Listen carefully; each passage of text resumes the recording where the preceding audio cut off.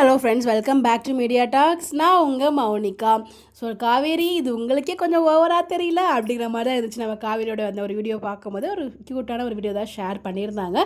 ஒரு promotion video தாங்க இதை அவங்க ஷேர் பண்ணியிருந்தது. ஹேர் ஆயிலுக்கான ஒரு ப்ரொமோஷன் நினைக்கிறேன். ஸோ அவங்களோட ஹேர் எப்படி அவங்க மெயின்டைன் பண்ணுறாங்க, எப்படி யூஸ் பண்ணுறாங்க அப்படின்னு சொல்லிட்டு ஒரு ப்ராடக்ட்க்கு ப்ரொமோஷன் பண்ணியிருப்பாங்க. அந்த ஒரு வீடியோ தான்.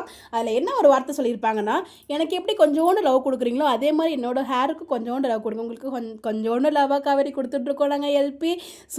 ஸோ எங்களில் ஒருத்தெல்லாம், அதாவது எங்களுக்குள்ளே ஒருத்தவங்களா, எங்கள் வீட்டில் ஒருத்தவங்களா தானே எல்பி எல்லாருமே பார்த்துட்ருக்கோம். பட் ஆனால் இந்த ஒரு வார்த்தையை சொல்லிட்டீங்களே, எங்களுக்கு வார்த்தையை சொல்லி எங்களை கஷ்டப்படுத்திட்டீங்களே அப்படிங்கிற மாதிரி தான் இருந்துச்சு. பிகாஸ் அந்த லவ் சிம்பிள் காமிச்சு கொஞ்சோண்டு அன்பு கொடுத்த மாதிரி என்னோட ஹேருக்கும் அதே அளவுக்கு அன்பு கொடுங்க அப்படின்னு சொல்லிட்டு ஒரு வேர்டு யூஸ் பண்ணியிருப்பாங்க. அதுதான் கொஞ்சம் கஷ்டமாக இருந்துச்சு. மற்றபடி இந்த வீடியோ ரொம்ப நல்லா இருந்துச்சு.